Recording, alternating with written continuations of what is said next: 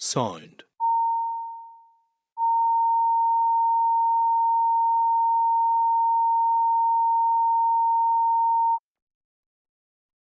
Committee Room 29. Sound.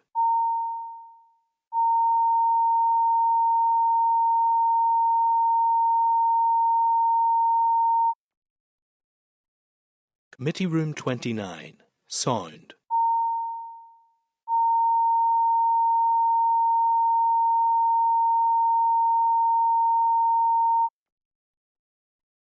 Committee Room 29. Sound.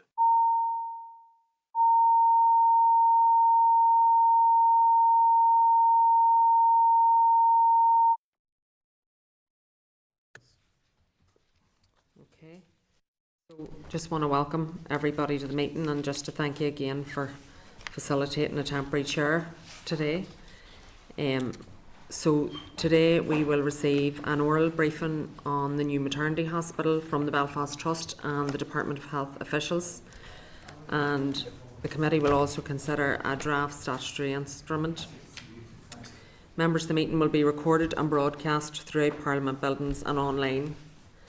And if I can just advise anyone in the public gallery that you're welcome to use mobile devices as long as they are in airplane mode and all devices are muted. You can connect to the assembly Wi-Fi. The password details are available on the gallery rules, and it's not permitted to take photographs or record any of the meeting. So our apologies for today then are the chairperson Liz Kimmins, Deputy Chairperson Danny Donnelly and Orlea Flynn. Are there any other apologies? I think everybody else is here. Yeah. Okay, so there's no chairperson's business today.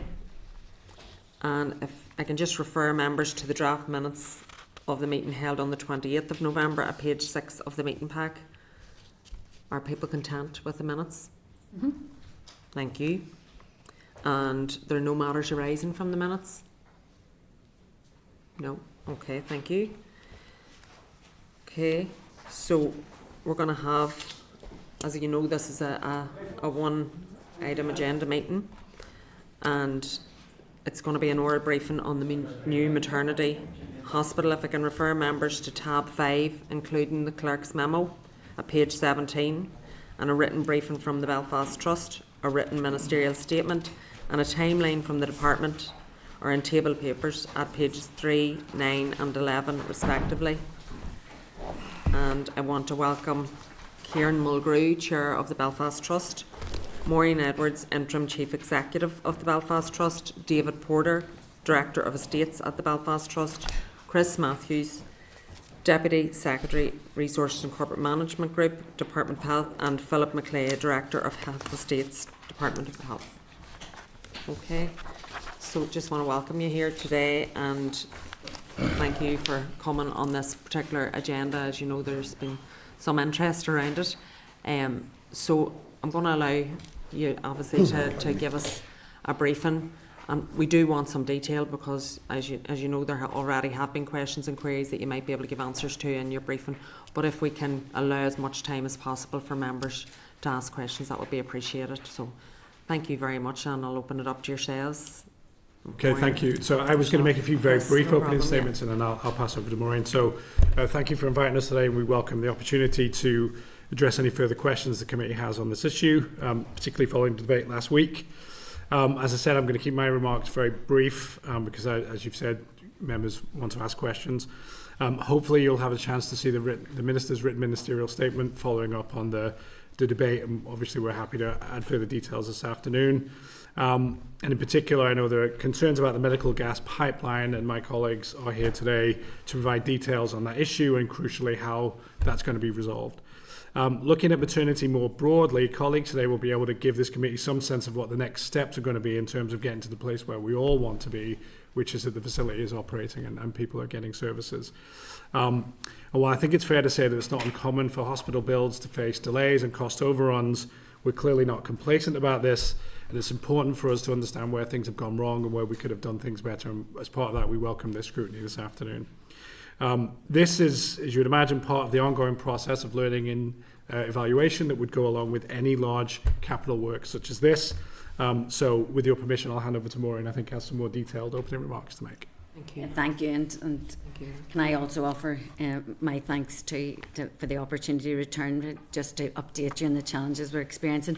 And I probably will speak in a bit more detail because, following concerns raised last Health Committee and subsequent to that, and maybe give a bit more detail that will hopefully address some of the questions that you may ask today, but obviously then giving you the opportunity to ask any further. So I'll skip introductions as you've already done that. So you've received our paper which outlines the next steps now that we have received the interim report from Hydrop, who led an independent review of the water systems in the maternity hospital along with the UK Health Security Agency at Portendown. When I last was with you in September, I advised that we had engaged the services of these independent industry experts to help us better understand why Pseudomonas was present in the domestic water systems and, crucially, how we would combat the issue so that we can safely open this much-needed hospital. And today we will give you an update on those interim findings and outline the proposed next steps, which is key. I will also address the recent issue that's been in recent public discourse of the section of deficient gas pipe work. I'll just do that briefly. And I will also reference the emerging learning that we have taken from the issues in the building and further learning that we will take. And I will go back, I think, to the issue of handover, which members had previously raised, and again, further questions had been asked after Health Committee. So I'll begin, as I say, with the interim independent report and acknowledge firstly that this has taken longer than first envisaged. That those longer timescales were driven by a number of factors, including the robust criteria applied to the sampling processes and the governance arrangements associated with the same, the volume of the samples required, the constraints in the transporting of the samples to the laboratory without risk of degradation, and the scheduling of the work within the laboratory. And because of that, it's quite a forensic report, but it really is important to stress that this draft report is interim and that it does not cover all aspects of the agreed scope of services to be addressed by the independent expert who are prioritising the how can we move on now and move into the building. So it should be highlighted, while the report is based on the latest sampling from the building, not all results are available at this point, and as such the report is subject to further review and development. Notwithstanding this, the Trust can report that the latest sampling results undertaken by Hydrop appear to show a reduction in the overall quantum of bacteria within the water systems. So where the previous results undertaken by the Trust had shown 36% of outlets tested having some level of Pseudomonas detected, the latest results show that the number of outlets with PSA or Pseudomonas detected has reduced by approximately 50%. Caution, of course, is recommended in considering these results as their single set of samples. But based on these sample results and a number of observations from site visits and inspections within the new building, the independent expert has made several recommendations which we are currently progressing in conjunction with Hydrop.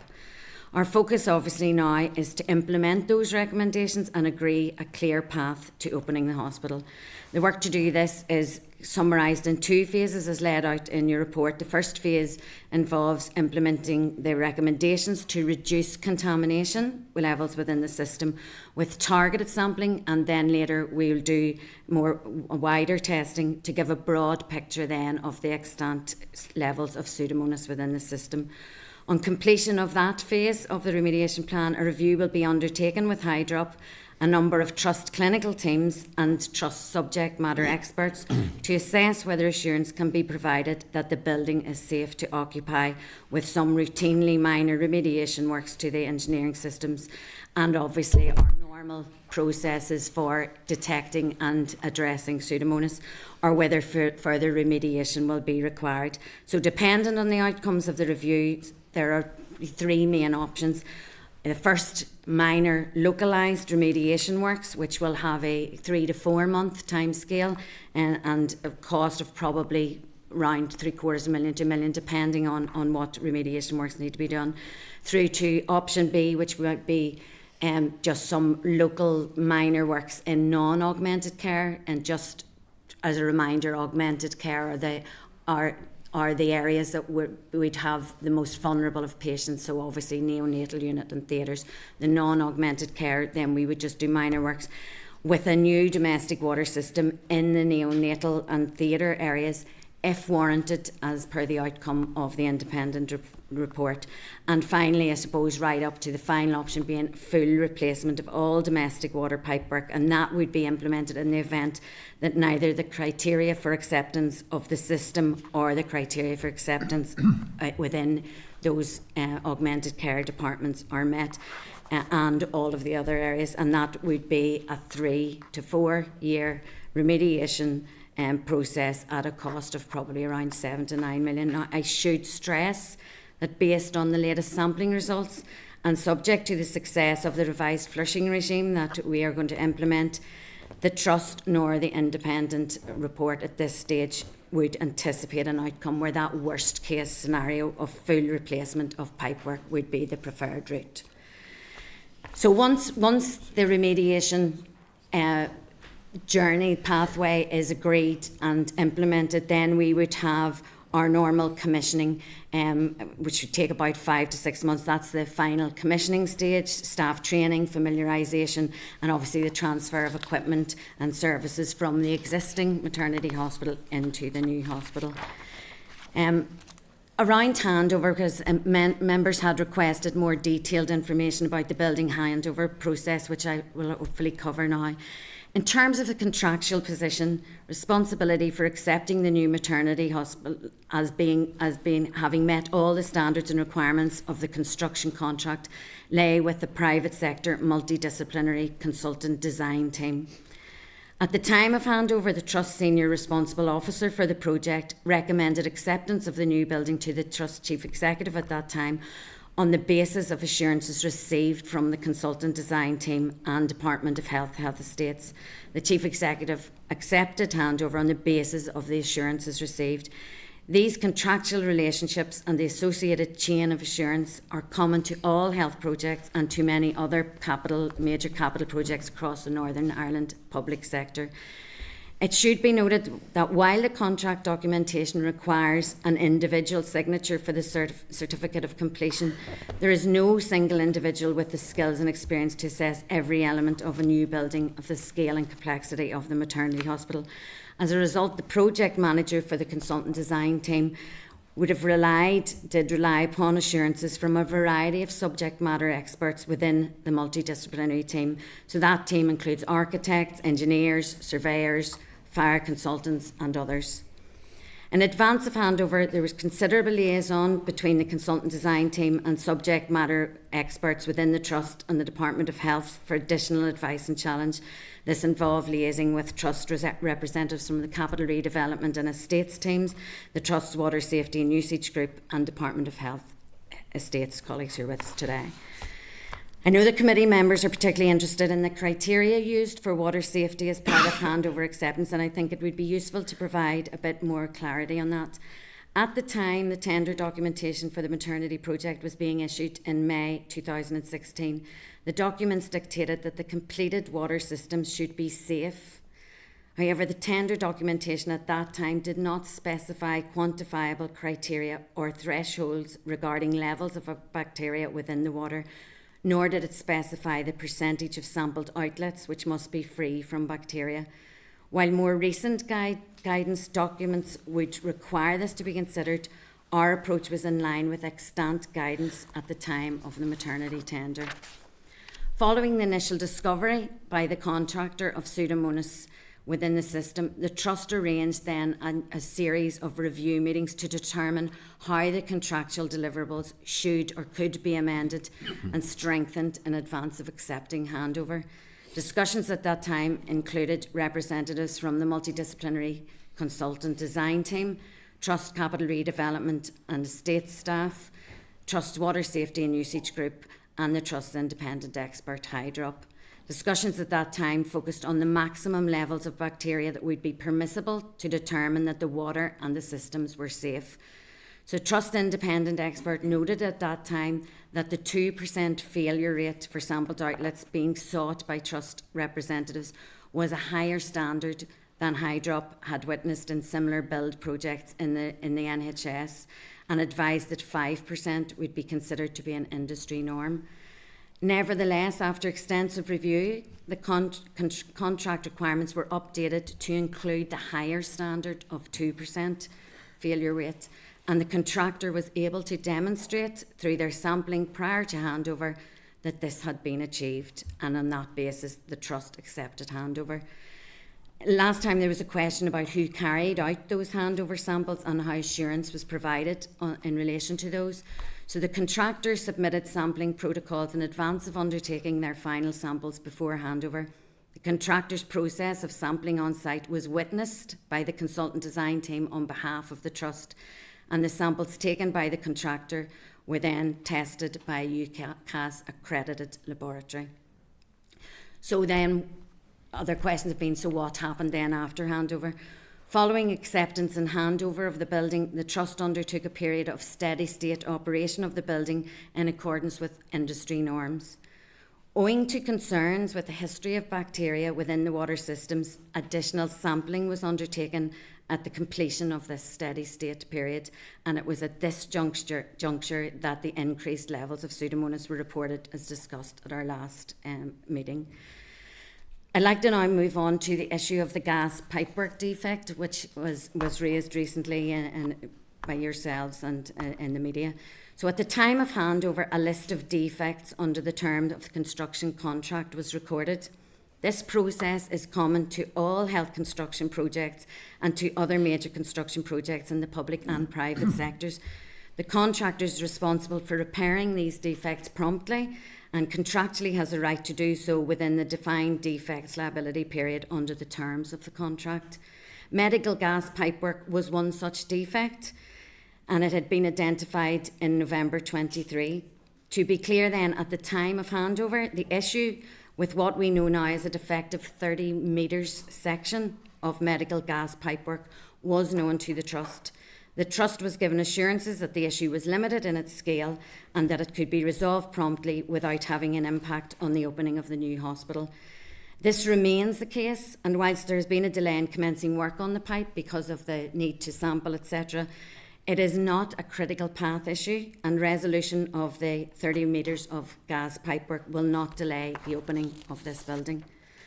Finally, I just want to touch on learning on the issues encountered with the building. I recognise and I indeed share Health Committee's frustration and the public's frustration with the delays and cost increases associated with the maternity hospital scheme. Our focus at this juncture is obviously to safely open a 21st century hospital that the mothers and babies of Northern Ireland deserve, but we know that needs to be safe. We know there will be a great deal of learning to be gained from this scheme, and we're committed to taking that learning, particularly as we embark on our Children's Hospital, which is one of Northern Ireland's most ambitious capital schemes to date.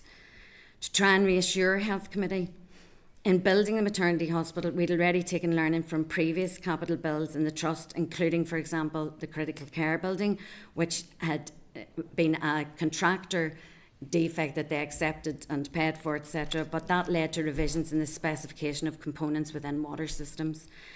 Learning from hospitals across the NHS and indeed across the world, particularly where things have gone wrong, is a key component of the planning and design stages of all of our buildings, and then throughout construction where new learning emerges. Given the delays in this project, and particularly the issues we have encountered during the commissioning of the building, and specifically in relation to water safety, we recognise the need for a comprehensive review of the project to identify and incorporate all learning for us going forward. We've already built in learning from our maternity hospital and emergent water safety learning from recent major hospital schemes in the NHS, and we have built that learning already into the design and commissioning arrangements for the Children's Hospital scheme. This has been included the definition, for example, of more detailed criteria for water safety standards to be met in advance of handover. And we know already from the interim independent water report that there is further learning for us and for other parties involved in our schemes. In light of this, Belfast Trust has already investigated broadening the scope of the commission of the water safety expert currently undertaking the review of maternity water systems to cover a wider review of Belfast Trust's handling of water, particularly in relation to our recent major capital projects. So look, I'm going to leave it there, and so that we have time for any other questions. Hopefully that will have addressed some of your concerns and some recent questions, and we're happy to answer any others. Thank you. All the remarks from the... Oh, thank you very much. I'm going to ask one question and then go to members.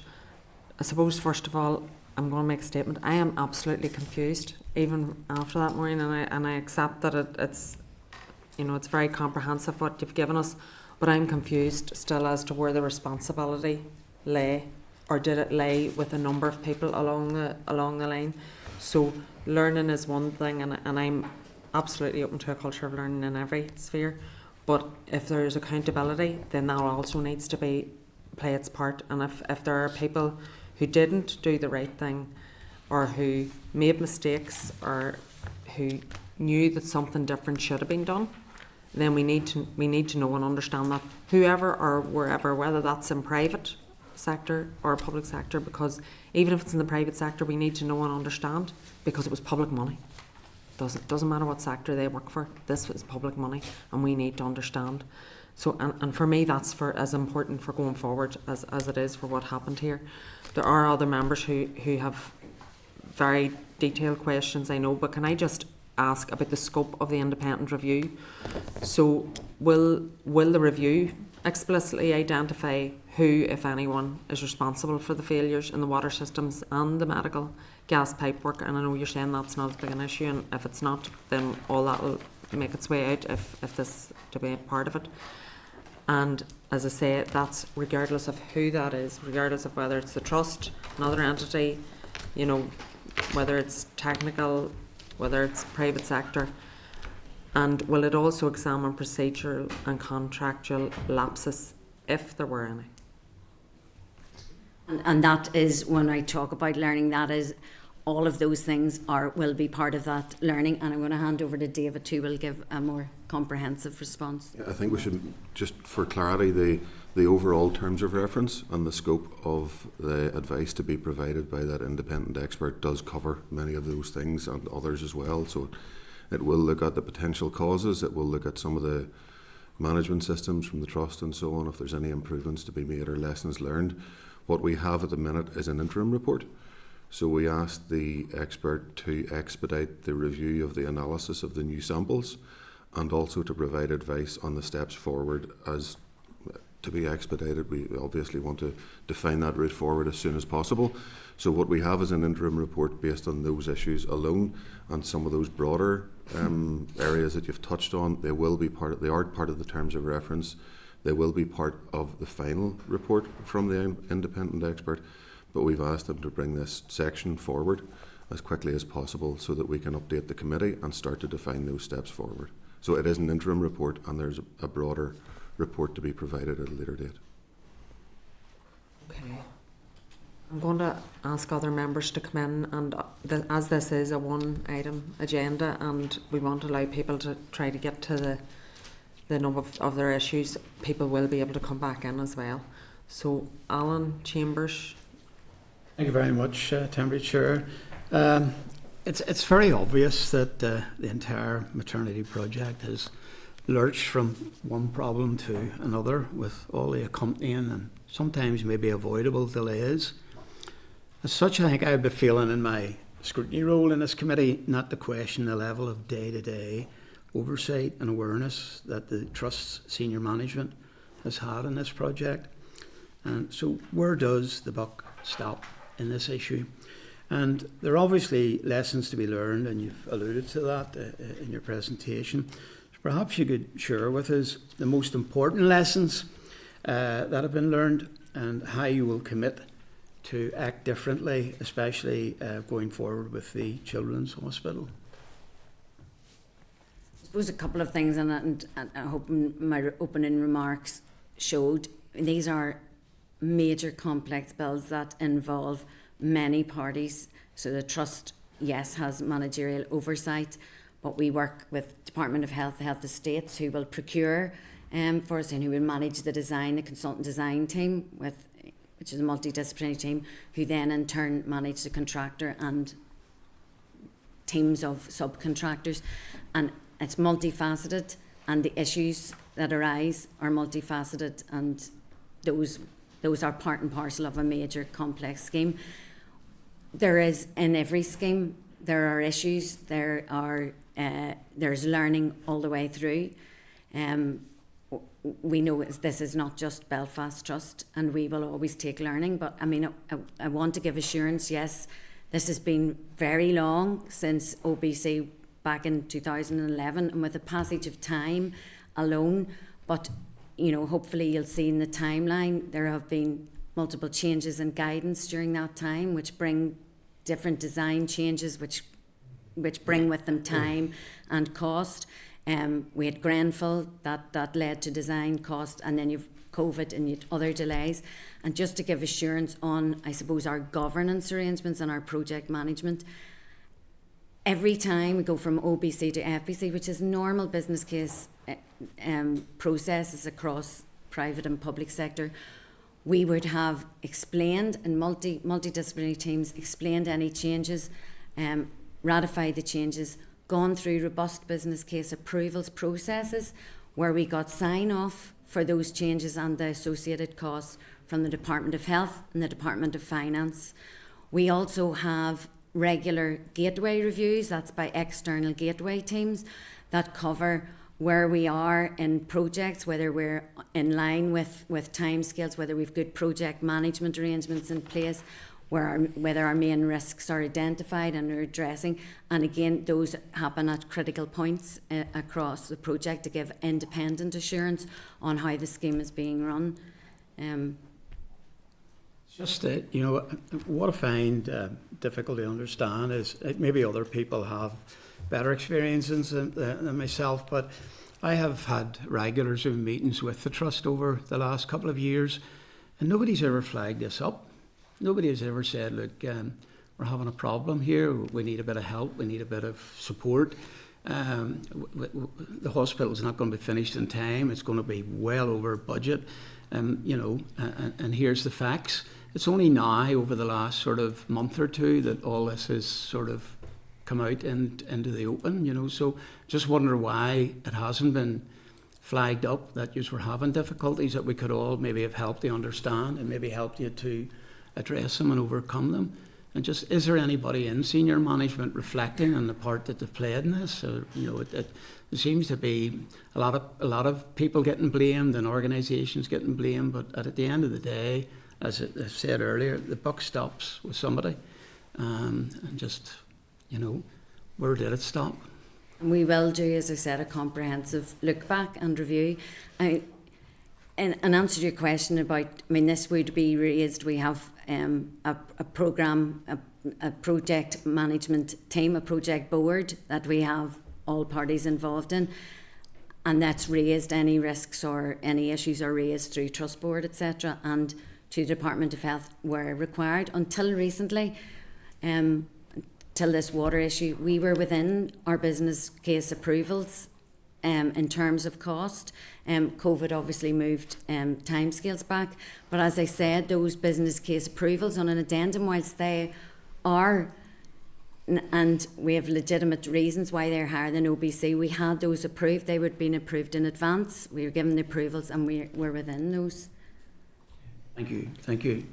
Alan, could I just say, in terms of the governance of the process, certainly there are lessons to be learned for everyone involved. There are lessons for the Trust, there are lessons for the Estates Department and for the Department of Health and for the private company who who built the building. The issue was raised at Trust Board around the Pseudomonas in September 2023 when it first became aware of it. And as Maureen had said, up until then, we were reasonably happy that things were progressing in time and towards the financial stipulations that we'd been given. It was discussed again in October 23, December 23, March 24, July, September, and again December 24. And there were separate briefings for non-executive members of Trust Board in March and September of 2024 to bring them up to speed on what was going on. So the issue has been well known internally and has been well discussed internally. I think at the end there will, as I say, be plenty of lessons to be learned, but at this stage we want to try and move towards how we complete it. Obviously, where there are things that we can learn from. No one is going to shirk from that when the time comes. Thank you. Thank you. Diane? Yes, thank you, and thank you for the presentation. So I wanted to sort of try to explore a couple of issues, and then I possibly will come back in on some of those as well.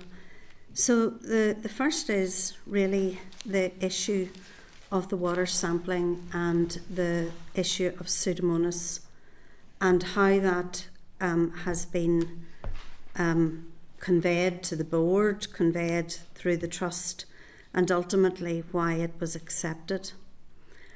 My understanding of this is that the Water Safety Group indicated that in May 23 that the trust should seek an assurance from the contractor that the water system was free of pathogens. Is that correct? Could I maybe take that down? Yeah. You're referring back obviously to when the Pseudomonas was first detected and the trust response to that. When it was originally detected, it became clear as part of that review that the mechanisms within the contract, it had been let at the time, and it was let in accordance with the current guidance at that time, but it became clear that the mechanisms within the contract weren't sufficient to give the trust the assurance that they required. And the particular issue around that was that there were really no measurable, quantifiable, defining sort of thresholds within the contract to say what constituted safe. So there was a review undertaken at that time. May, sorry? Was that? Yes, that was May 23. It may have even begun earlier. I'm told that than that. Pseudomonas was first detected in 2022. I think that actually came from your original briefing. Yes. When it became clear that there were Pseudomonas in the system, and there was an internal review as to how the trust should deal with that and respond to that, obviously, within the project. As I said, it became clear that the mechanisms within the contract were insufficient and it was going to have to be amended. So there were extensive discussions at the time, and it involved a number of parties, including, of course, the consultant design team employed by the trust. It included a number of representatives for the trust, so the Water Safety and Usage Group were one of them. It included our colleagues in health estates as well. But for any decision of that scale on a project as complex as the maternity hospital, we do need to ensure that there's a breadth of opinion and knowledge contributing to that discussion to make sure that we fully understand all of the implications of any change to the contract. It may have cost implications, programme implications. Of course, in this particular instance, it would have implications in relation to the safety. So there were a large number of people that were involved in those discussions, and it is correct to say that at an early stage in that discussion, there was a suggestion to say that the assurance should be sought from the contractor that the building's water system was completely free from waterborne pathogens. Sorry, I want this to be a conversation, so can Okay. I just sure, sort of jump in there and say, was there any conversation then with the Water Safety Group to say that they had changed their mind from their formal assessment that the system should be free from pathogens? Yep. At later stages, as you're coming to hand over the We have contract? further emails and correspondence at that time, records at the time, Diane, indeed, where there was further correspondence and further discussion on the matter, and there was an acknowledgement at a later stage that in any new build there is a potential for isolated areas of Pseudomonas to develop within a new build. That was an acknowledgement and an agreement, and there was the discussion effectively at that stage then moved on to what should be the definable threshold for what is safe, what is not safe, where there are a smaller number of isolated cases of Pseudomonas. The agreement was that that could be dealt with under the Trust's normal protocols. So in the same way that would take place in a live hospital, if there are one or two outlets that are found to be testing positive, someone will step in and remedy that at a local level. So the discussion became effectively, what should the criteria be, what should the threshold be for what is acceptable. Again, there were a number of points of view and opinions at that stage. The decision at the time was to go with that threshold of 2% of the outlets being sampled as being an acceptable threshold. as Maureen alluded to earlier, there was a challenge at that Was time. that 2% contamination or 2% 2%. examined? Sorry, of the samples taken, Yes. 2% of those to be positive, Okay. to have Pseudomonas detected. So as Maureen alluded to earlier, there was a challenge at that time to say that actually that would effectively be a higher standard than in some other comparable projects in the NHS. But the decision was to proceed with that 2% standard as being the acceptable threshold within the contract. And at the time of handover, the contractor undertook those samples. As Maureen said, those samples were witnessed on behalf of the Belfast Trust by the consultant design team, and they were sent then to 2 UCAS accredited laboratories for those samples to be processed. So under the terms of the contract at that time, those criteria were met at the time of handover. Diane, now just to give assurance, there was reference made earlier as well to points of learning. The tender documentation, some of the contract documentation for the Children's Hospital, some of this learning has already been applied around some of those criteria. That's not to say that we're not open to further learning when the fuller report comes out, of course, but some of that learning has already been applied to the Children's Hospital contract too. I maybe should just say as well that we would urge caution just on any of those discussions for a decision of that nature on a project as complex as this. It does need challenge, it does need a breadth of experience and knowledge to be applied to be sure that we have a full understanding of all of the implications. And to take one isolated piece of advice at a time, to rely upon that and somehow suggest that had that been followed, it would have provided a better outcome. It is effectively an untested thesis, so it's difficult to give any assurance or guarantee. Maybe just throw it in another way, just to sort of pursue that element of it just a little bit further. Do you believe that there is a safe level of Pseudomonas? If David would know that better than I, but I would say that if we were to examine the taps here in Stormont, we will find. No, but I'm not. I'm talking about that's an entirely different issue. I'm talking about a hospital where we have premature babies, where we have mothers that are unwell. Do you believe that there's a safe level of Pseudomonas, and do you believe that the hospital is safe with Pseudomonas in the system? We have very rigorous processes around Pseudomonas for identifying it and then addressing yes, it. And I understand and the ongoing process. Our water safety group would talk about 2% because we do have incidents of it in augmented care areas. We only test it in augmented care areas because it is ubiquitous. It will be everywhere, and we have very robust arrangements in place so that we detect that and address it. And so there isn't a prescribed safe levels as such. As I said earlier, and David, 5% is deemed in other schemes to be safe. We are usually working to 2% in the Belfast Trust. You can't, if you said 0%, we wouldn't be able to achieve it ever. And across the whole of Northern Ireland hospital, you couldn't, because you will always get isolated. And the focus is that you're able to detect it, that you have mitigations in place, which we do, that you detect it earlier. And I know my colleague neonatologist at the last time explained that they live with this risk and other risks in the trust day and daily, as well as clinical risks, but they know how to put those arrangements in place to early detection and then prevention and then dealing with it. And our water safety group specialists and our water safety in estates, this is part of their job. I mean, they're teams of people, and this is their job. So am I content in saying that you believe that the hospital is safe, given the contract? The hospital was safe to hand over given the level of Pseudomonas, which quickly grew then, as later questions found out, to about 36% of all the water outlets in it.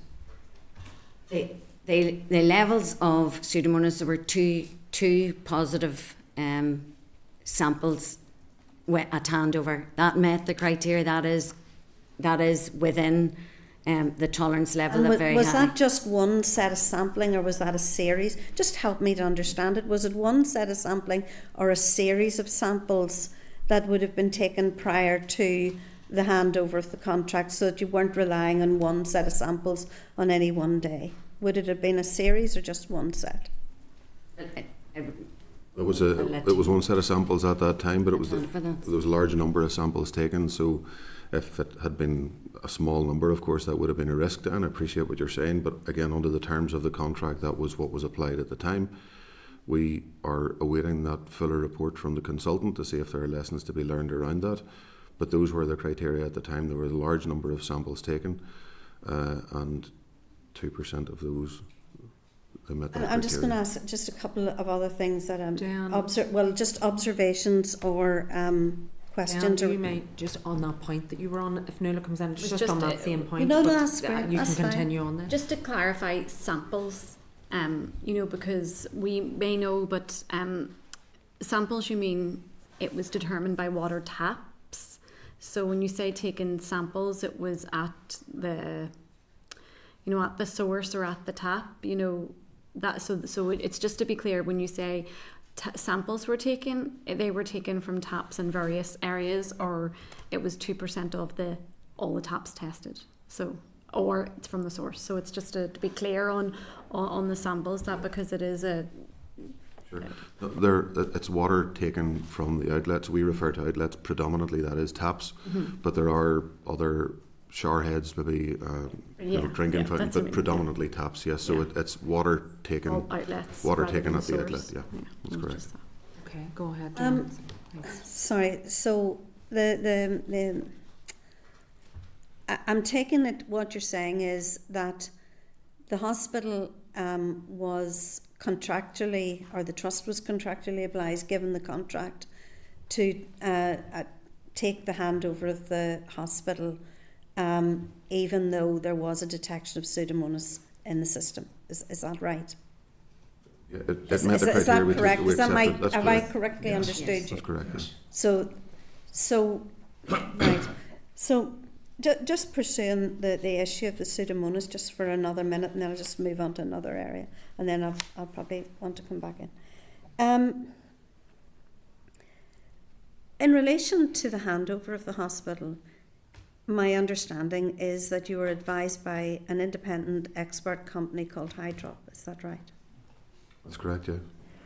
And that independent company that advised on the handover is now advising on what to do about the problem. Sorry, just to be clear, they provided advice at the time when some of those discussions were taking place around what the criteria should have been.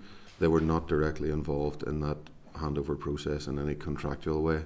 Oh no, I accept that. They provided I accept that. They provided independent advice simply to the trust at that stage. And they're now advising, and their independent advice was, as we now understand it, that the contract said, and we had to take you had to accept the contract of the hospital. But the issue then remains that the same company are now advising on the problem, and they're going to advise on a review. Sorry? Is that normal practice? Just on a point of clarity, they did not advise on whether or not the building ought to have been accepted at the time of handover. No, I accept that they advised on the water, They advised on some of those issues around water safety. Yes, but they are correct. then now advising on the review, and they're advising on further issues and learning. Is that normal practice? And how was that process arrived at? This is not a comment on the company. I just want to know the process. No, I appreciate that absolutely. It's not a company in anything. I don't know the company. I'm just asking: is it normal practice to have the same people advising over and over again without an independent look at what's happening? Is that a normal practice? It's a very specialist area. Diana would say we had, at the time they were appointed to undertake the independent review, they were appointed through the Trust's legal advisors.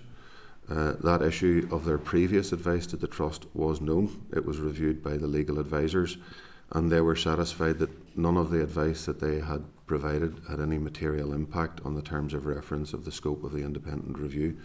So that was all reviewed at the time of the appointment by the Trust's legal advisors and deemed to be in order. Okay. So I just will probably move on to the issue of then how to fix the problem. The defect period for the contract runs for how long? 12 months.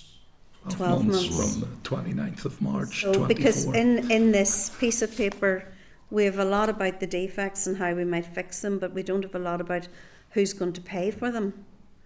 So, and I understand that that's a legal issue, and I don't expect you to go into it here and now, but I do think that is an issue, pretty much of that you know we would need to understand as we go forward. The issue then is that you're now saying that you've sampled the taps again. Just to go back, in the initial paper that you sent to the committee for September 26, you said that you'd started the work on the pipe work in the neonatal unit. Is that right? We are looking at commencing the design work on that, so that you're not going to- physical work on the site. It's looking just at commencing the design work around that. So have you already decided to take out the pipe work in the neonatal unit? Yeah. At that time, we started the design, or we discussed designing it so that in the event that we would have to replace the neonatal, which would be the priority, work could start immediately, because the design takes an amount of time. We'd have to get approvals, etc. The final report will determine whether we indeed need to replace the neonatal unit pipes or the whole building or any of it. So we will, if we have done that design work, we will be ahead of the game. We are conscious of further delays and associated costs.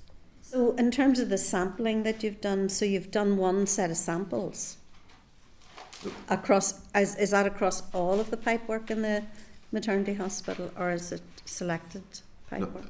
At this stage, Diane, the sampling that was undertaken, so the independent expert wanted a new set of samples, obviously, but that is across the entirety of the hospital. So it's a single set, but it was a very broad set of samples. And across had you been the outlet. flushing the pipes in between times? Yeah. Yeah, there's flushing undertaken in between times. So some of the outlets, with particularly in augmented care areas or clinical areas, there are automatic flushing devices within them, so they can be set to flush at certain times and for periods. Other areas of the building, we have people at the minute going round where there is not automatic flushing, doing that flushing manually.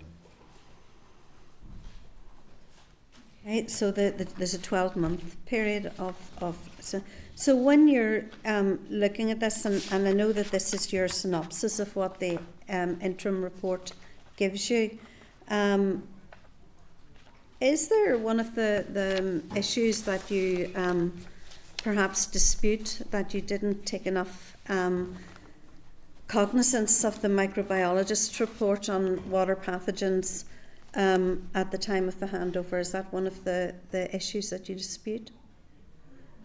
It says you dispute various issues, that you don't list them, but you dispute some of the findings.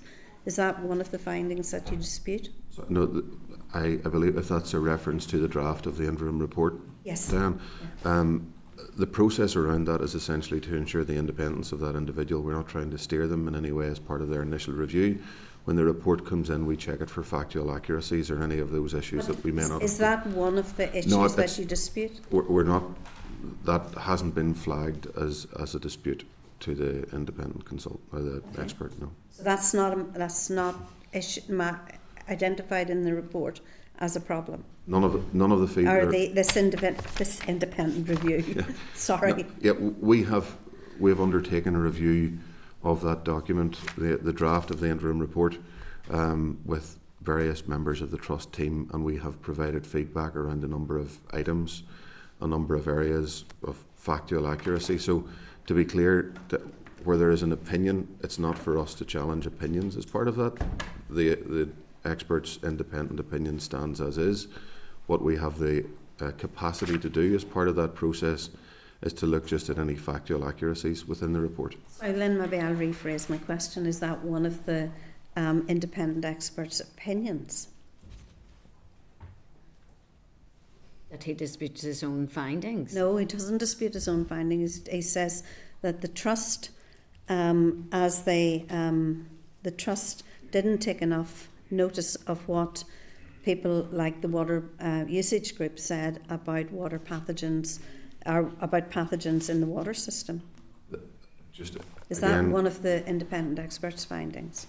Again, Dan, the fuller report may go into some of those issues around the handling of the trust and some of these items. We haven't got that full report as yet, so at the minute we asked the independent expert to prioritise the analysis of the samples that have recently been taken and to provide guidance on the steps forward. So in order to expedite that, we've effectively asked for that section to be brought forward. The report does not yet go into some of those other areas, so the expert hasn't provided opinion on that at this stage. And do you have a list of the kind of defects that the contractor is going to fix? And does that include things like fire alarms and the on-call system for nurses, etc.? It's common practice, of course, for any construction project in private sector and public sector to have a defects list. Of course it is. So yeah, we have a defects list. Some of those items are on it. When I took up my current post recently, asked for a review of any of those outstanding defects, Dan, just for my own purposes, for assurance, to see was there anything that was a particular area of concern or that needed escalation. So I'm sure everyone knows there's the issue of the water safety, and recently there's been issues discussed around the medical gases, but there was nothing else reported to myself that was worthy of escalation at that point. We went into the details on them. The fire alarm system, there are issues with the panels that do need to be rectified, but that is not by any means listed as something that will have an impact on the opening of the building. It's something that we can look at concurrent with those other issues. Okay, thank you, Chair. Thank you, Diane and Nuala. It's yourself next. Thank you. I have some questions just following on for that, more for clarity really.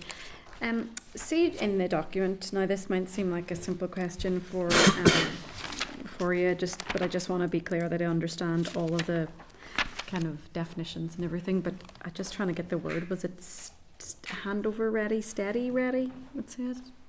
Steady state. Steady state, sorry. So when it's handed over, what exactly, can you just explain what exactly steady state means in terms of any capital that's handed over?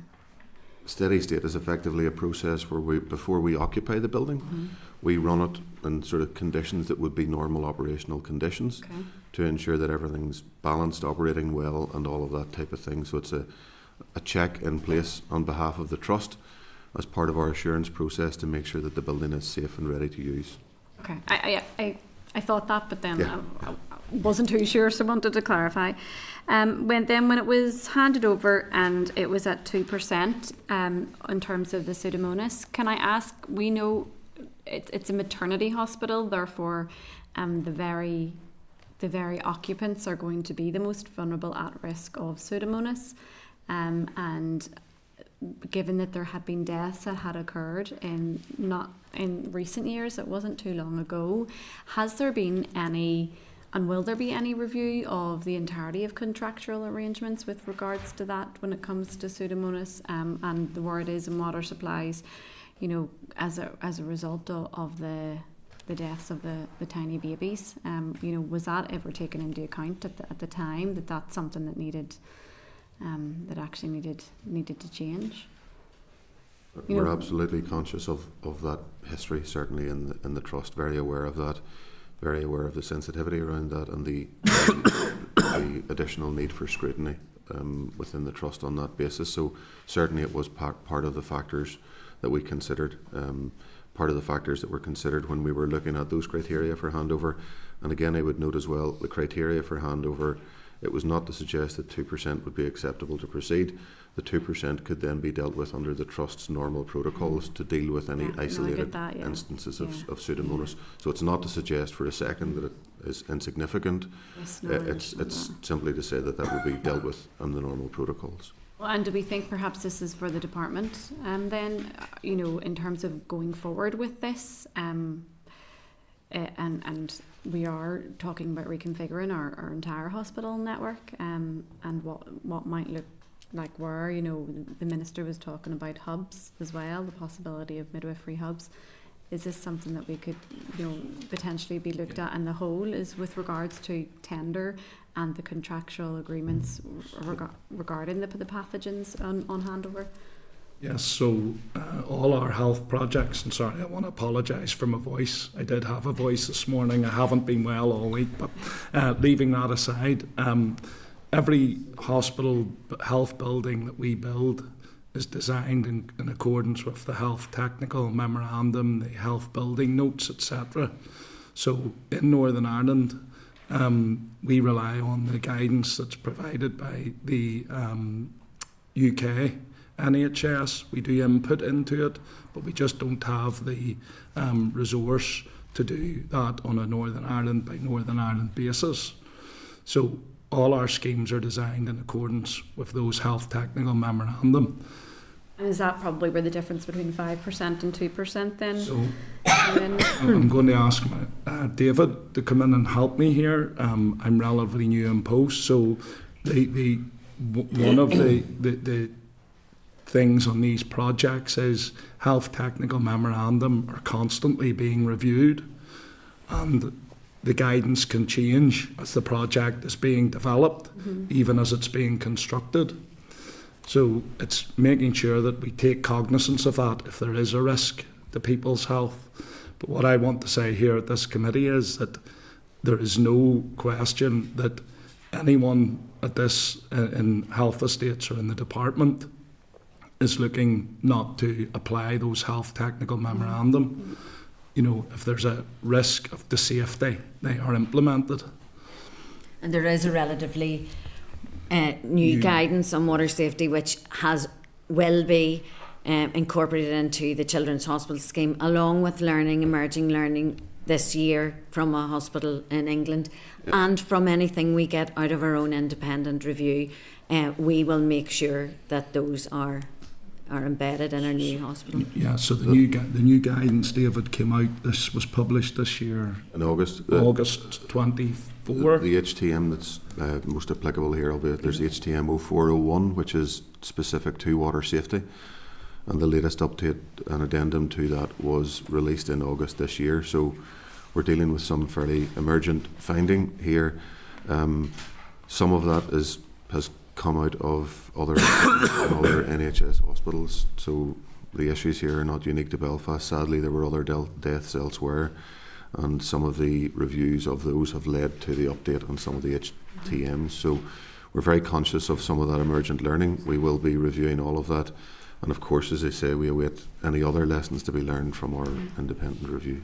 And it's obviously reassuring that new guidance is constantly being updated. And with regards to, the 2% that was, being able to deal with it under the Trust's guidance and operational matters, how quickly did it jump then from 2 to 36? Like how quickly did we see that jump? How quick was that? Yeah, I understand the question, and to be honest, I can't give you a definitive answer on that. Again, our report, the wider report, we're hoping will give some guidance, advice on that, on where the cause may have been, where the increase may have arisen from. But at the minute, we're not in a position to specify. There are any Pseudomonas naturally occurring. There are any number of areas where it can have occurred, increased, and so on. I can't give you that at the minute, but certainly it's something we look to learn from in the future. But it could originate, and is it a pathogen that can originate and expand? So it can originate outside of the outlets and expand elsewhere. If I'm very simplifying the science of it, but if it's jumping from 2 to 36% in a small period of time, it's coming from somewhere. And is that on that specific health estate where there is a source? And we did have the expert in a while ago talking about the ways in which they deal with it in the current hospital, and we know that it's constantly tested, but I mean, it just seems like quite a significant gap and jump from 2% to 36? Like, is there a wider problem here? Some of the information that may assist us in that is yet to be provided by Portendown. So we've been referring quite a bit to Hydrop. I think it's worth noting that that team was strengthened. We brought in Portendown to do some of the more specialist testing. So the testing, the sampling that we have already referred to was testing that was undertaken by another UCAS accredited laboratory, Anderson, Caledonia, which looked at whether or not Pseudomonas was detected. Where positive samples were detected, those were sent to Portendown for more specialist type testing, which is effectively a kind of DNA type test of the bacteria, which gives us more information potentially. Yeah. Now we're awaiting some of those results back from Portendown. So when that comes, that may help to guide our independent expert on where some of these things may have arisen or some of those causes and so on. And hopefully then it's not from a source or something, and again I speak as not an expert on pathogens, where when we build the children's hospital just a few feet away, that we're not going to encounter the same scale of problems. So maybe when we will come back to this, whenever the review is complete. Can I just move to the different issue now of the medical gas pipes? We had a written ministerial statement that said 50,000, I think, was the cost to repair it. Was that? That's an estimate at this stage. Okay. So we have now been approached by individuals who have questioned the amount of 50,000, given the length of what needs actually done, and have suggested that the figures may be quite much lower than that, quite significantly so. So how did we get to the 50,000? yeah, so I'm happy to explain that. So these pipes are concealed above a ceiling, and we're in a neonatal unit that is complete, bar the problems we're talking about here, which is keeping us out at the moment. So to get to those, to get access to the pipe, the contractor will have to go in, protect all the finishes, remove the ceiling, remove the pipe, replace 30 metres, yeah, remove the pipe, replace the pipe, and then reinstate the finishes to bring it back to the standard of finish that's required. So you are correct. The pipework element, the 30 metres of pipework as a cost per metre is not, I don't want to play it down, but it's not massive. But it actually, the cost of this remedial is the going in and disrupting the finishes and reinstating the finishes. And that's where the cost comes. That cost is being prepared by the PQSs on the scheme.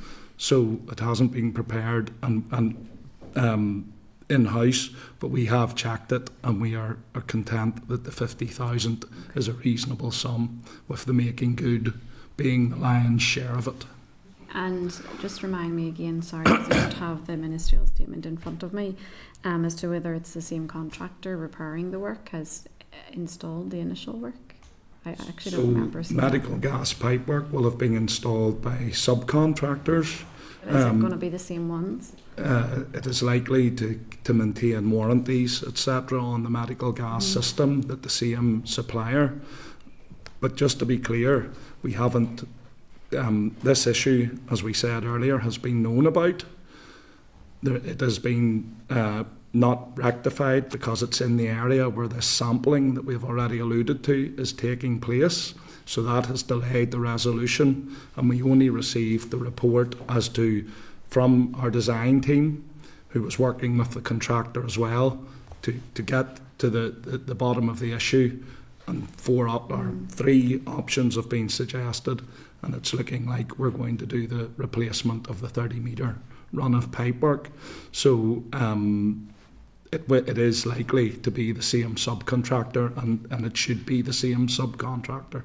And I'm not apportioning blame. I'm not laying blame at the. In terms of warranty. We need to just work out how this issue has arisen, but that is the solution. And then you said you knew the issue was known, but the minister stood up in the chamber but said that he only became aware, but it was on the agenda for the Assembly business, I think 2 weeks prior, wasn't it? Yeah. Before it was to be debated, so it was public knowledge that it was going to be debated 2 weeks prior before it was on the Assembly floor. Was it known, during that period? And the reason why I bring it up is not to just cause an argument, it's just to say... I'm comfortable with your Yeah. questioning. Is there anything else? Are we going to, in the next 6 months or a year, find out that there's another thing? Like, can we be assured that everything has been drawn back and this is going to be it? So the first thing I would say is these are complex schemes. We've already touched on that point. So, but if I brought every issue across the health estate that we were dealing with on a day-to-day basis to the Minister's door, he would be outraged with me. So for the past 2, we were preparing, I think you're referring to the motion that was being spoken about. We were preparing for that, but the motion was, and maybe I'm willing to put my hand up and say maybe I dropped the ball, I was focusing on the water issue. A question was asked the day before, are there any other issues? And this brought it out into the area, and given the scrutiny on and knowing that the Minister was going into the chamber, we advised the Minister, and we had a meeting on the Tuesday morning, which was referred to, and yes, Minister was frustrated, and I put my hands up to that. I won't make that mistake again, and I've told him that as such. That that's on me. But it's I more would. About like, is there anything Moving on to that point. So and David maybe will come in from the Belfast Trust, but at the moment we are not aware of any other issues. The only 2 issues that are rated at the minute is the water and the gas. The gas is going to be sorted out, but it's there now as a red. We are not aware of any other things, but like all these issues, as Maureen pointed out earlier, there's going to be a 6 month. There's going to be a period here of steady state. There's going to be a period of staff moving in. There's teething problems in every building project that happens, so I'm not going to sit here and say, committee, I can't give you 100% assurance, but with the information we've got available, and I'm looking down the desk here to David, I'm hoping he will agree with me. There's no other issues that we are aware of at the moment. So, yeah, as I alluded to earlier, it was a question that I asked myself recently when I took up a post here. Just to provide assurance to myself to see were there any other known issues or anything that would effectively be worthy of escalation or that could have an impact, particularly in the opening of the hospital. So we went through those, discussed any of those outstanding defects. As I say, I'm aware of some that have been mentioned recently as well, but I was assured that there was nothing else that could not be rectified within the period that we're now looking at, and there was nothing else that could have an impact as we see things at the minute on the opening of the new hospital. As Philip said, there's nothing, it's difficult to give an assurance that there can't be some other latent defect that would come to light, but there's nothing else that we have we consider to be worthy of escalation at the minute. Thank you. Thank you, Nuala. Colin is next, but just before you come in, if you don't mind, Colin, it's just a couple of things that I would like you to come back to us on. So just in terms of when will we know what is going to happen, whether it's going to require any replacement of pipes, partial replacement, all replacement. If I'm not asking you for an answer to this today, but as soon as you know that, I know you've given us somewhat of a timeline, but it's all based on different things. So we want to know when that's when you know what you know and when you know it. So as soon as you know what needs replaced, that we'll know that. And if the committee can also be kept updated on the results of sampling in real time. So rather than us saying we'd like an update every 2 months, if you did sampling today, it's 2 months before we get that information. And that's really not of much benefit to us or to you, really, in terms of us getting the information and then come back to you with questions. So if we can get those results in real time. It just gives us a sense of the direction in which things are going, and that's really based on Nuala's last point around going forward. You know, what's happening, is anything else liable to come out? Those are the things that are liable to come out. This has went up again. You need to know, you know, the work can't be done, the pipes have to be, the system has to be taken out. So those are the most likely complications that we are most likely to face. So we want that information in real time, and we want it in real time to be helpful. You know, that's in order that if we have the information, then we know what's happening, rather than us coming at you and bringing you in front of us to say, why did you do this? That we know what's happening when it's happening, and we're informed, and then if we can be helpful in any way, that's what we want to do. Sorry, Colin. Thank you, Chair. But notwithstanding those that are represented here, because like, let's face it, most of us were in short trousers whenever these projects began, and it's taken us that long to get here, to get to this point that we really can't be offering any judgment on the professionalism of anybody that's here, because these projects have been so far back. But in terms of the department, can I ask, if we're looking at like the maternity is jumping from 50 odd to 90 odd, Children's Hospital jumping from 200 million odd to 500 million odd. I see in the papers there's the question that Diane had asked, the acute mental health inpatient, £4 million fixed pipes in there. Pipe work here, potentially the top line 7 million. The gas work pipes 50,000. Usually the guys are supposed to be keeping an eye on these guys and the work that they're doing.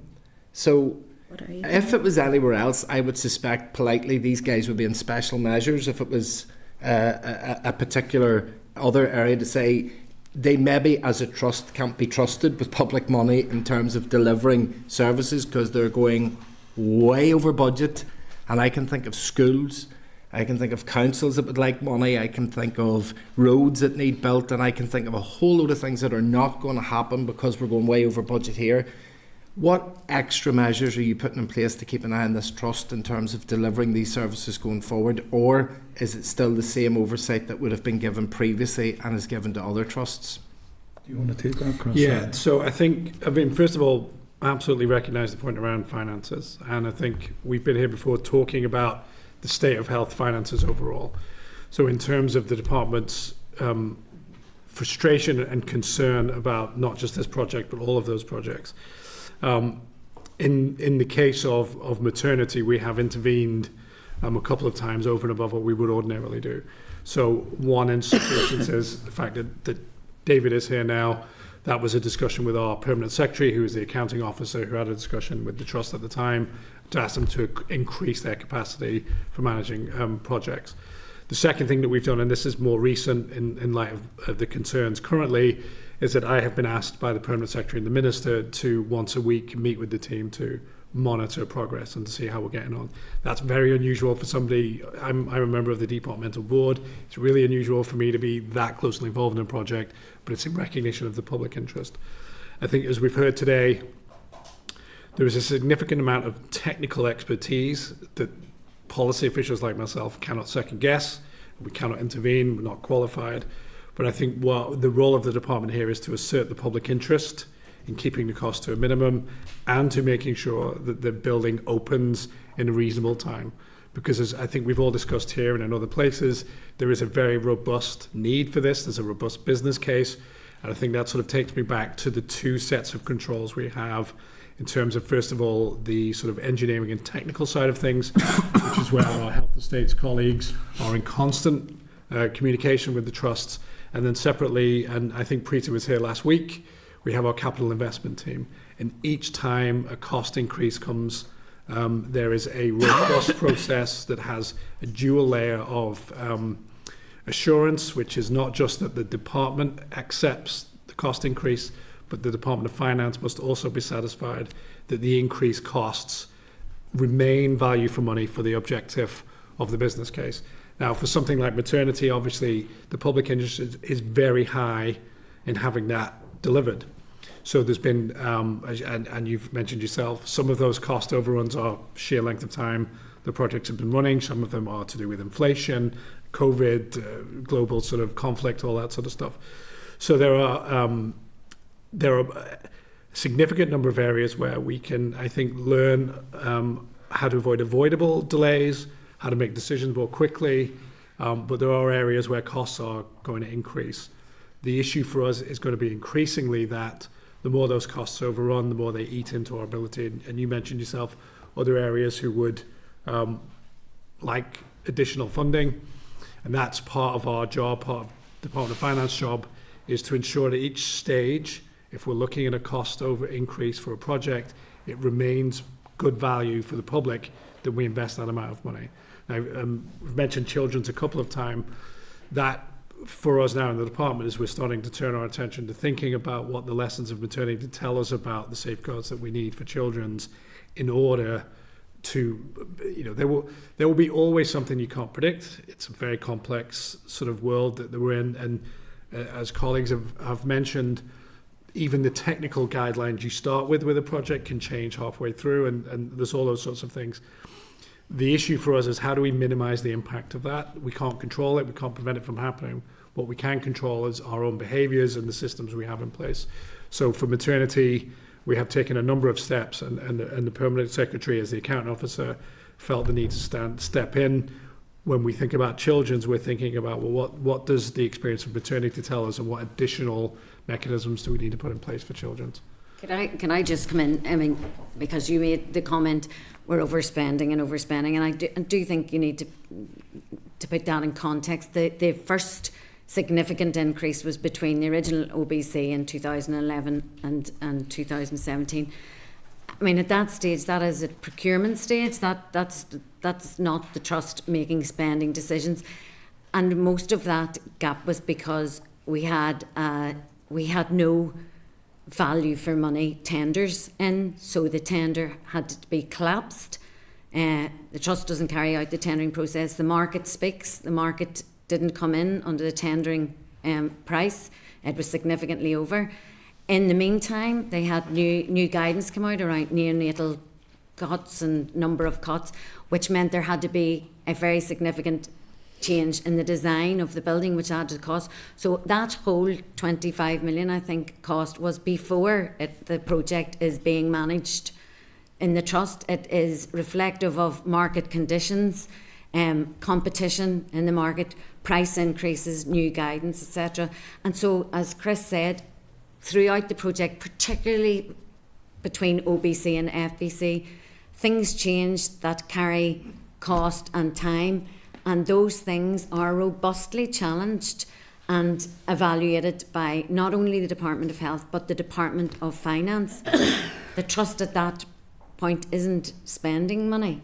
That's during a procurement or an enabling stage. So, and we have been within the approvals.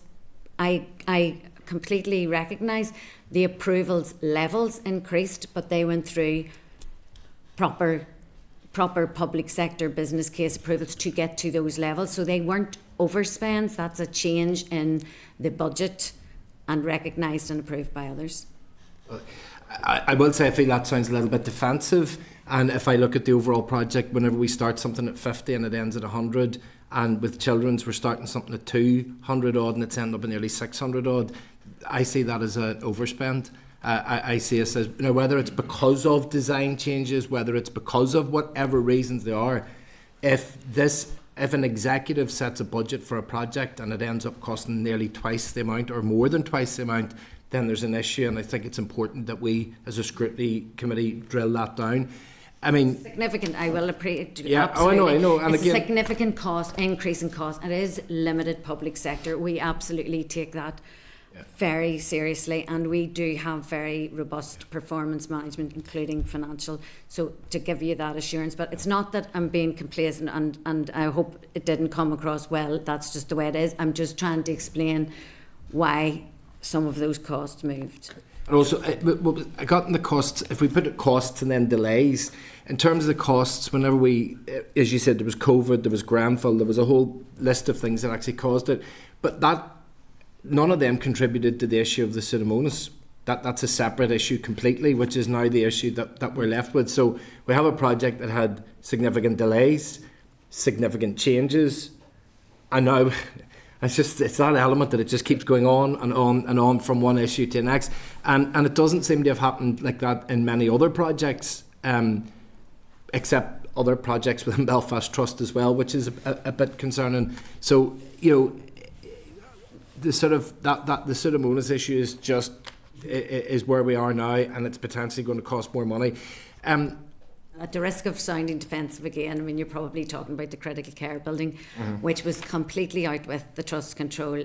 The contractor at the time claimed full responsibility and fully paid for that whole delay. Yeah, just in terms of the issue then moving on about the liability, I suppose, for it.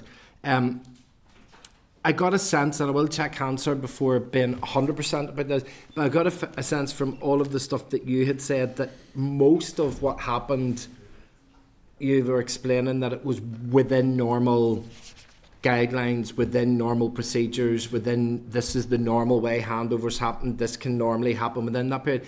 Given that there's all that talk about normal, is there any opportunity for the redress to this issue to be to a third party? Or is it now 100% got to be taken by trust and department, or is that still an option? But given that you said that everything was within normal parameters, it would be very difficult to go back to a contractor and say you acted out of those things.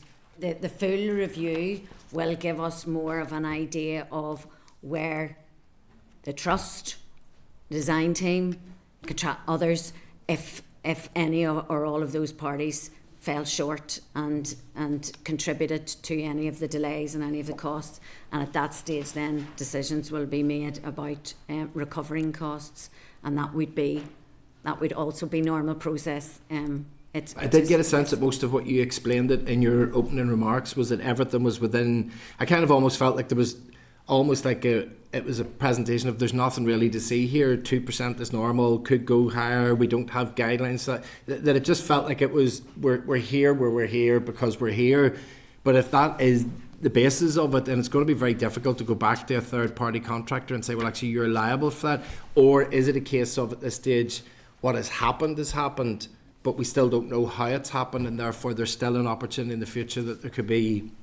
I think that yes, okay. that's the case. I don't know whether no, just to say, I mean, we are very much cognizant of that. So our priority at the minute has been defining the steps forward. That's certainly, understandably, I'm sure you know, our priority is to make this building fit for occupation as soon as we can and safely, of course. But we are very cognizant of the fact that there may be recourse for the public purse as part of this. We don't want to say anything here to realise that, of course, but we are looking at the minute. We've asked for legal advice around just where we can perhaps give a bit more information to the committee without in any way undermining that potential for legal recourse in the future. So we've taken steps to try to get a bit of advice on that from the legal team, and we are keen to be as transparent as we can and provide the information as best we can to the committee.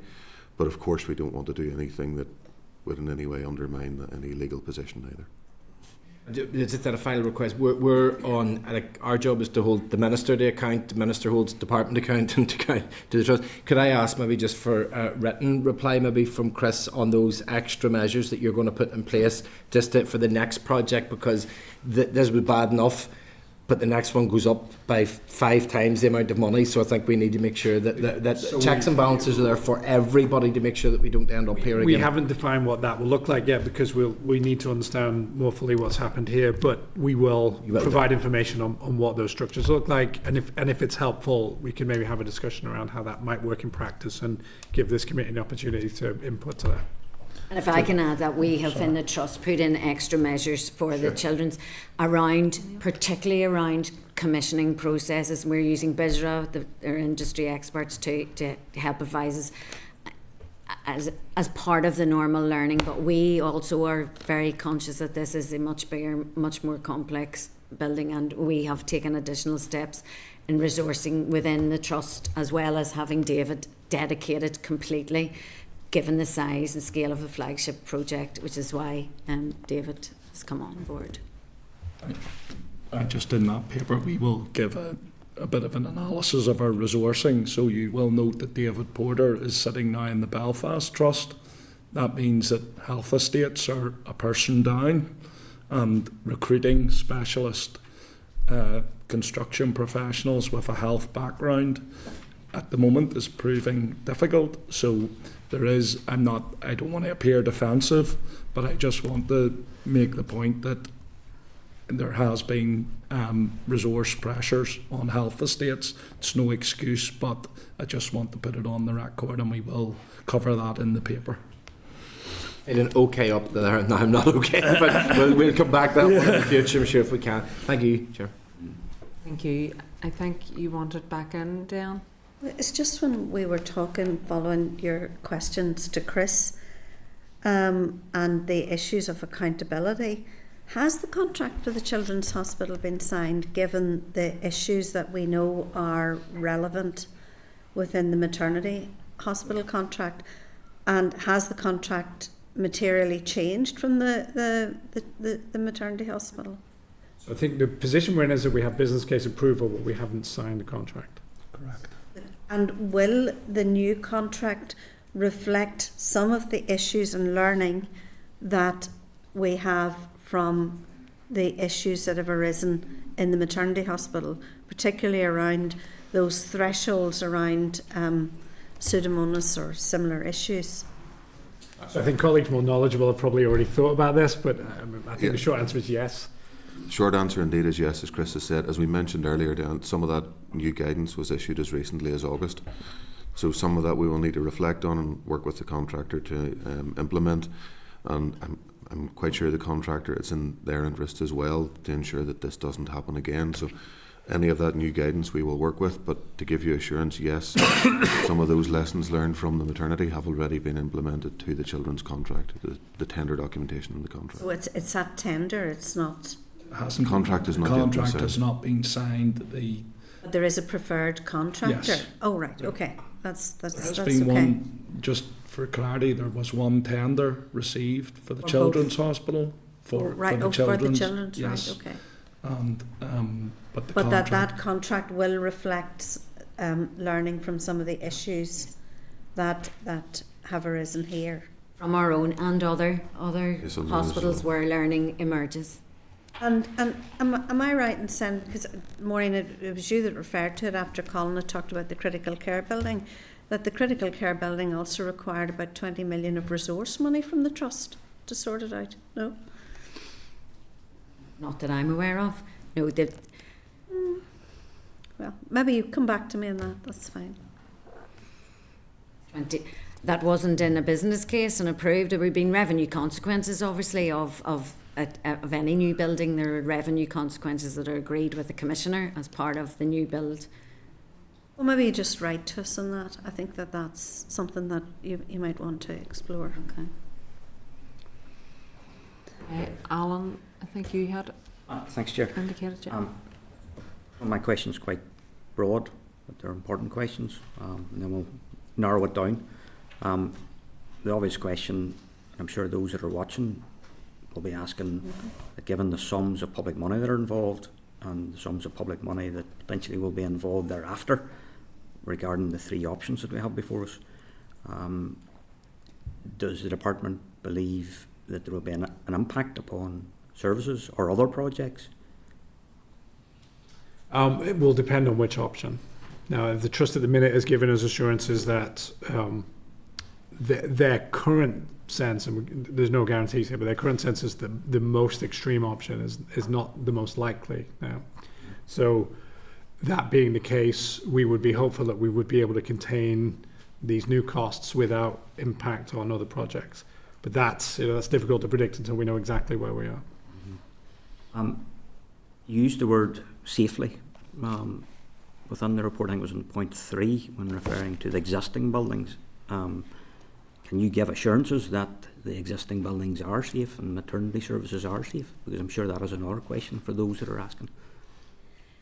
We are in the current maternity services, yes, and I think in the papers for the last time we had a bit more information on this, but our estates teams are working very closely with them because that building is not fit for purpose. We need to move, and in the intervening period, things will happen that need service and maintenance, and the estates team are working very closely and with Pseudomonas, etc., because again, you know, there is a risk of Pseudomonas in that hospital as in all our hospitals, but we have good arrangements in place. Those teams are you know, robust. That leads just moving on nicely then, and has there been testing done on the existing building for PSA?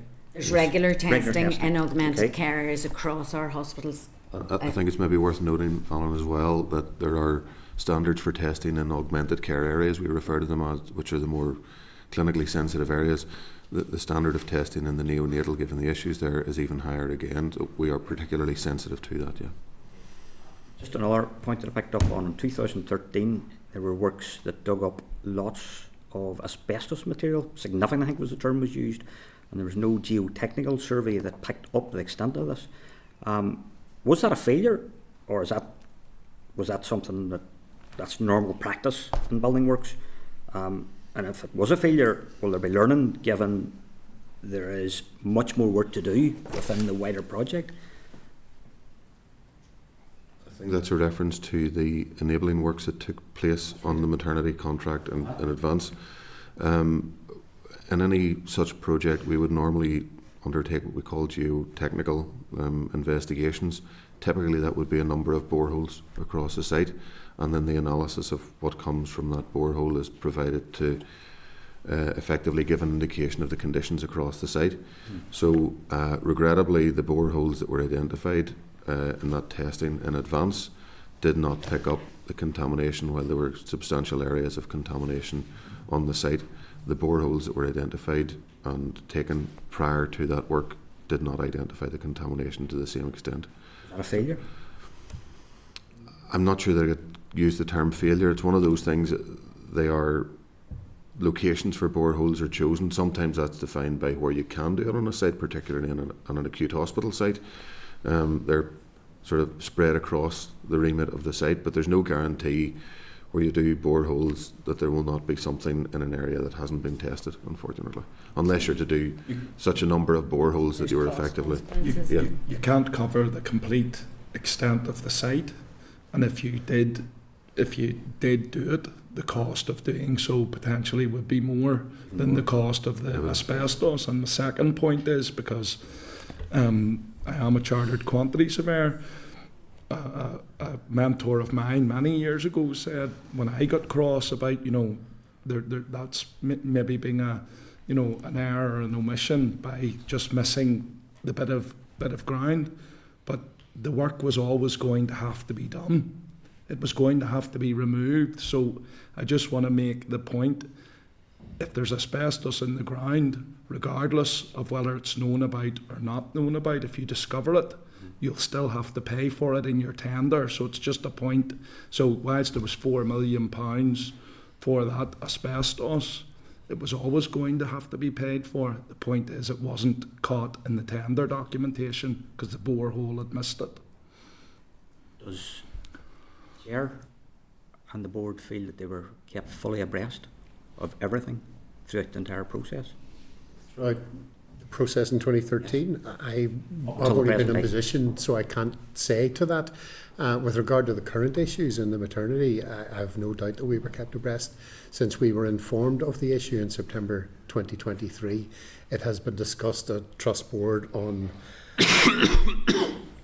8 subsequent occasions, and there have been 2 separate briefings from estates to non-executive directors to make sure that we are fully aware of it. So I think, yes, we could say that we are aware of it. I suppose I could, since I took up post as director in 2017 in SRO, I mean, reports go to Trust Board on a probably 2 to 3 month basis on all of our major capital schemes, and we have a key risks, key challenges, costs, and any forecasts would go to Trust Board for discussion, and obviously the high risk, which is why, you know, when there is more detailed reporting required, that's when we would bring specific schemes to the attention of Trust Board, like we have in the last year. And also, Alan and I would have a one-to-one with the Chief Executive every week, so the issues would be discussed there on an ongoing basis as well.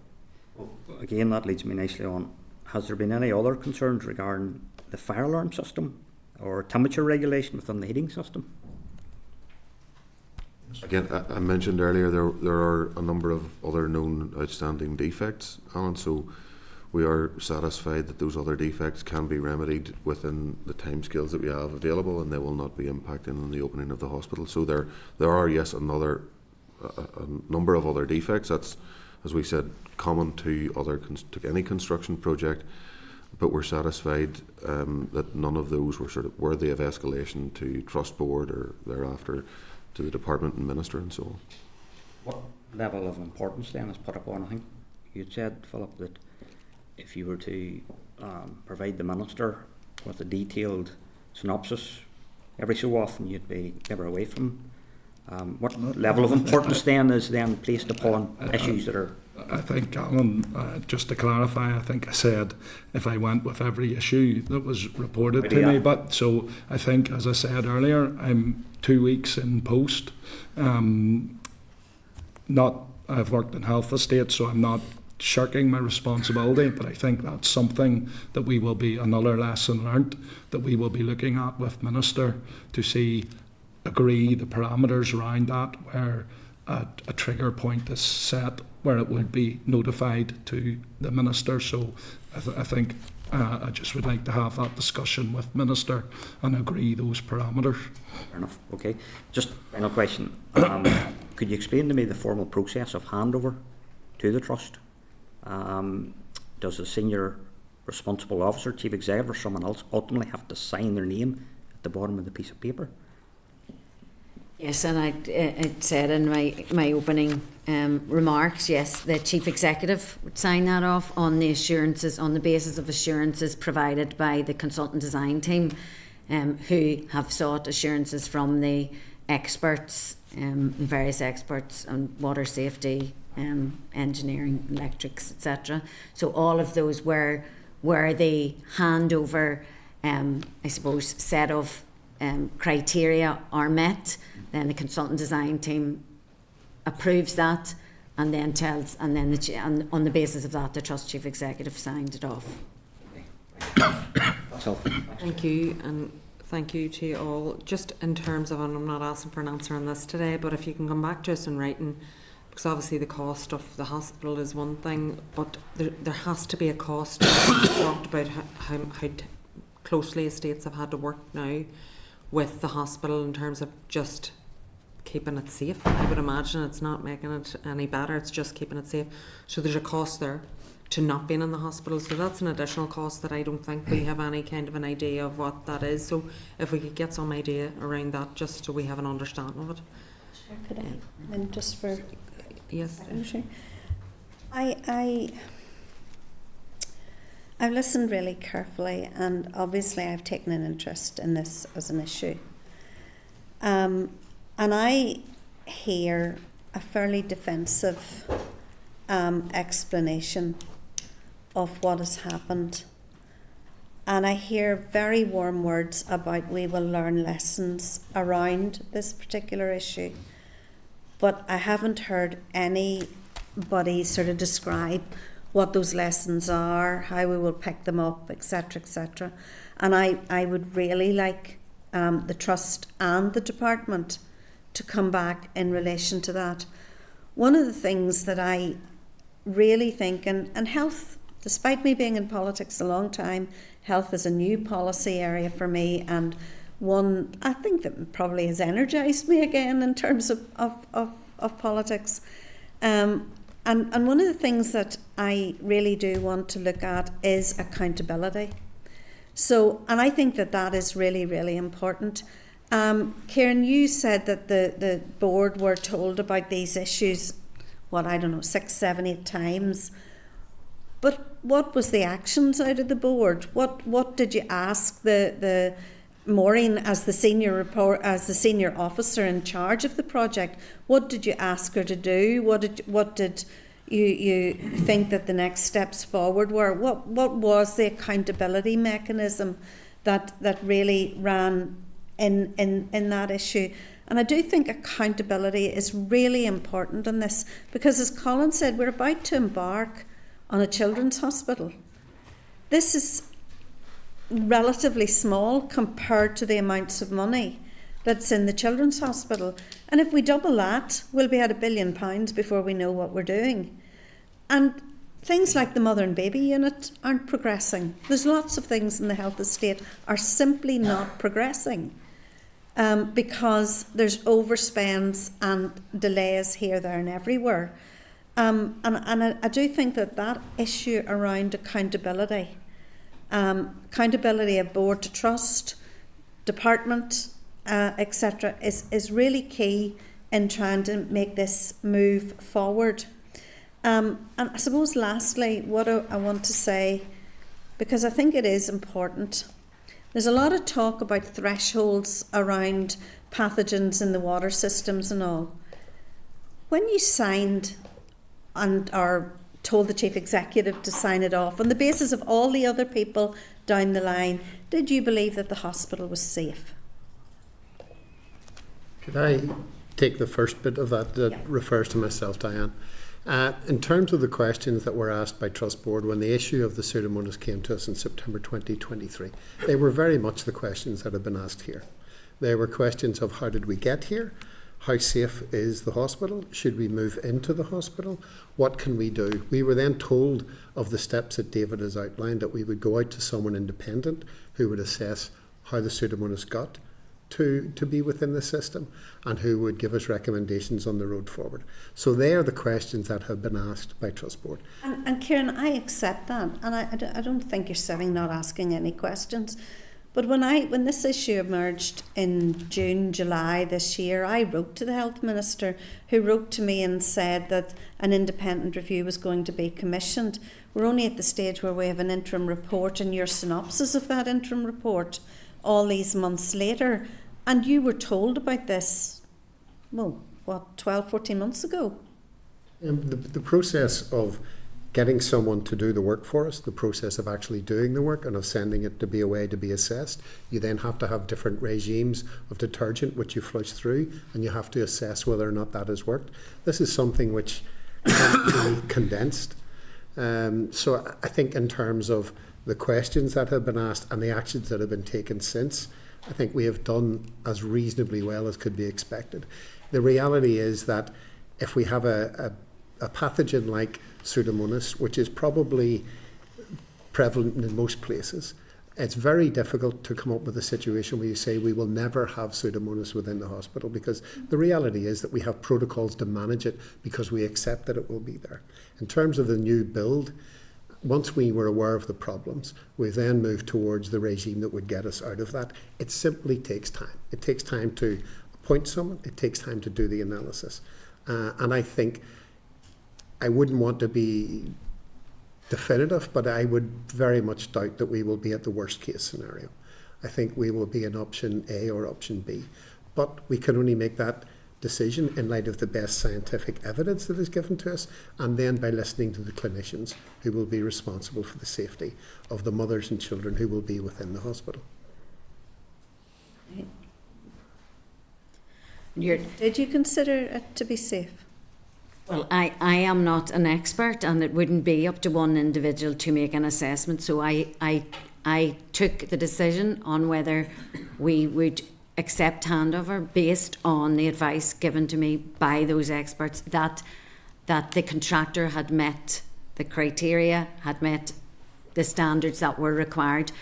At that point then that's handover, which is part of that process. We will not move into the building until it's assessed as safe, and that is where you get your commissioning period, where we had the additional sampling, and we will have risk assessed decisions made with engagement of clinical teams who are best placed to decide what level of risk they are able to take on along with other experts. So that we haven't moved services into the building, which is why we're all here. So a handover is one step of the process when the building standards and criteria have been met, and then we do the requisite testing, which is where we are now, and we're using the independent expert because of the history of the building and the additional concerns that we had. Just finally, did you contractually build a safe building? Well, we will use all of the expertise that comes out of the various of the report. At the point in time when we move in, it will be deemed to be safe for the level for the services in there, on the basis of feedback from the clinical teams. And we, in the worst case scenario, we're looking at 2028 to move in. And nobody at this point, and on the basis of the information we have here, believes that the worst case scenario.